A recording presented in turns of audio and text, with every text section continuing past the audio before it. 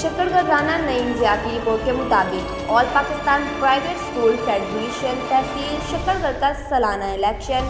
2023-2024 ताज hotel Shakargarh में इनेकाद पजीर हुआ, जिसमें तमाम मुअज़्ज़िज़ मेंबरान की मुत्तफ़क़ा राय से तहसील सदर साजिद नईम शाह, जनरल सिक्योरिटी चौधरी अदरीस और सीनियर नायब सदर चौधरी शौकत अली इंजम, सीनियर नायब सदर यूसुफ तौर, फाइनेंस सिक्योरिटी चौधरी मंसूर